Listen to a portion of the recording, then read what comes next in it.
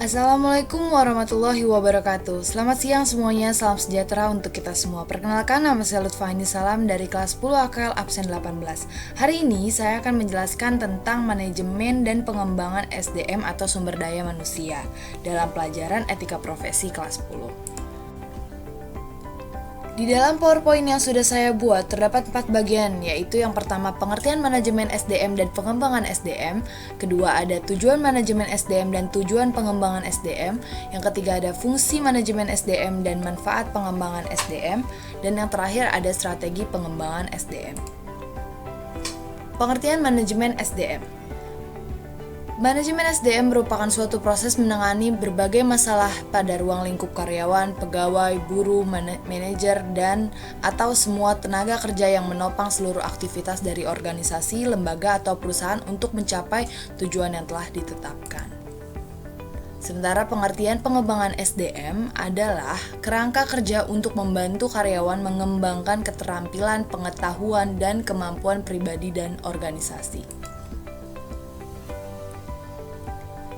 Beberapa tujuan pengelolaan sumber daya manusia.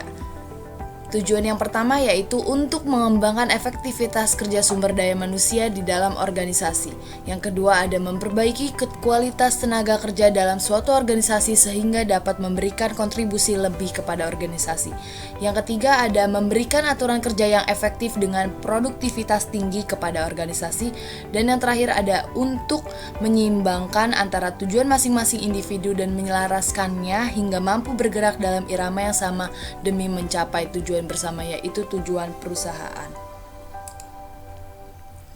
Tujuan pengembangan SDM ada 7, yaitu dapat meningkatkan produktivitas di dalam pekerjaan. Kedua, mengurangi kerusakan produk. Ketiga, semua berjalan secara efisien. Kemudian meningkatkan tingkat pelayanan kepada konsumen. Lalu meningkatkan sikap kepemimpinan. Yang keenam, dapat menciptakan moral pegawai atau manusia. Dan yang terakhir ada dapat meningkatkan balas jasa. Selanjutnya adalah fungsi manajemen SDM. Fungsi manajemen SDM terbagi menjadi 8 bagian. Yang pertama ada staffing atau mengatur keanggotaan. Dalam fungsi ini ada 3 kegiatan penting yang termasuk yaitu perencanaan, penarikan, dan juga proses seleksi. Yang kedua ada penggantian dan kepuasan. Penggantian dan kepuasan ini sering juga disebut sebagai reward. Fungsi manajemen sumber daya manusia yang ini berurusan dengan reward akan kinerja yang telah dilakukan oleh para karyawan. Jadi kalau karyawan melakukan sesuatu dapat reward dari atasan. Yang ketiga ada evaluasi. Evaluasi di sini termasuk dalam melakukan pelatihan juga penilaian. Biasanya Departemen SDM memberi pelatihan terhadap para calon karyawan dan memastikan mereka mendapat evaluasi atau penilaian terhadap performance mereka.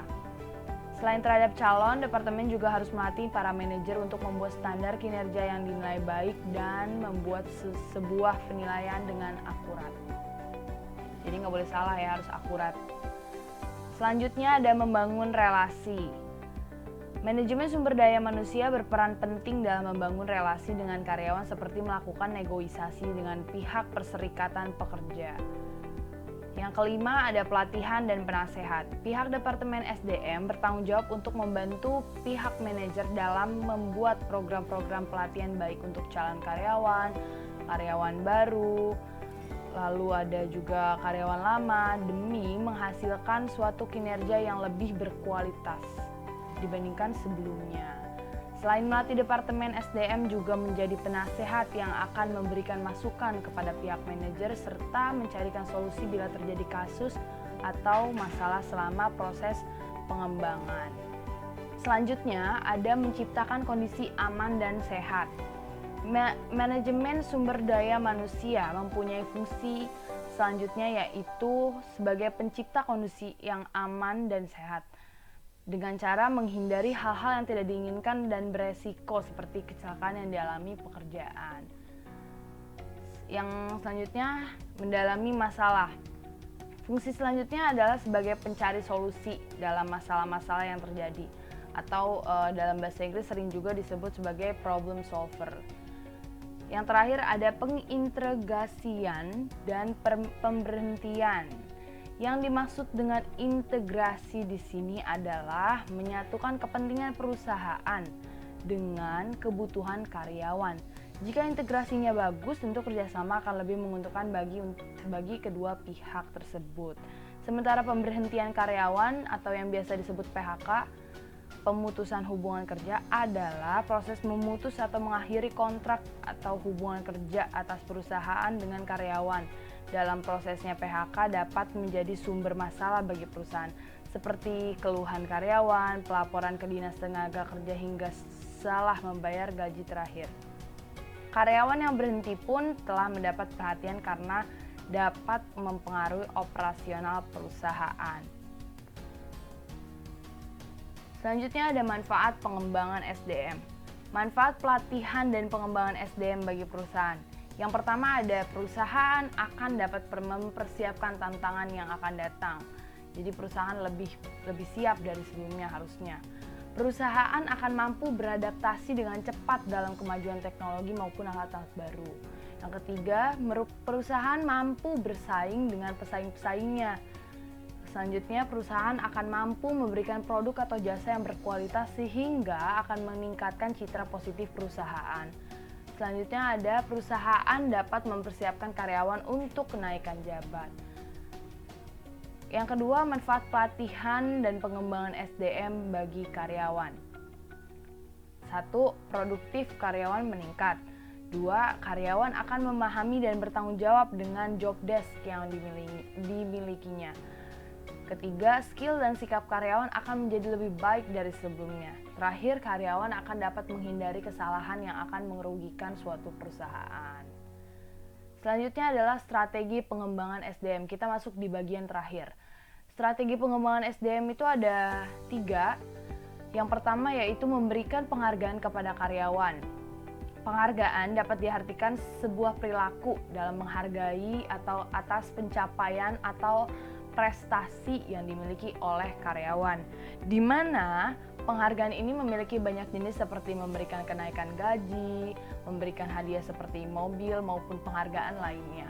Tujuannya adalah pemberian penghargaan ini tuh untuk karyawan agar lebih bisa termotivasi dari sebelumnya.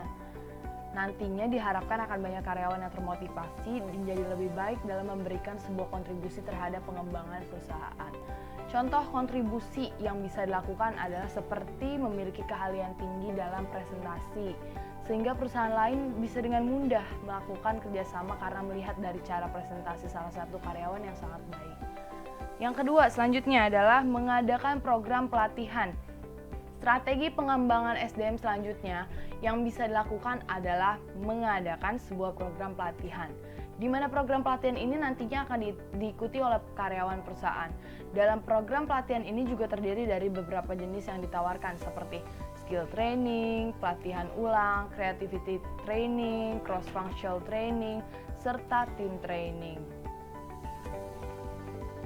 Skill training ini dilakukan untuk melatih dalam mengembangkan keterampilan yang dimiliki oleh setiap karyawan di dalam suatu perusahaan. Selain itu, ada juga creativity training yang bertujuan untuk melatih kreativitas yang dimiliki karyawan perusahaan. Sehingga nantinya kreativitas tersebut bisa dikembangkan agar menjadi lebih baik dari sebelum-sebelumnya. Untuk team training ini memberikan pelatihan bagaimana melakukan kerjasama dalam satu tim.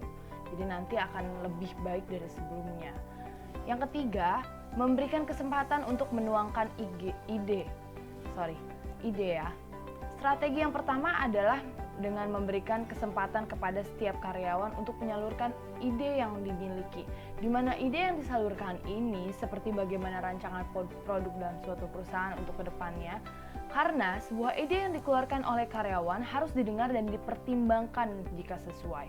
Sehingga nantinya jika perusahaan menyetujui ide atau gagasan tersebut, bisa membuat produk atau layanan baru yang berbeda dan terlihat lebih menarik.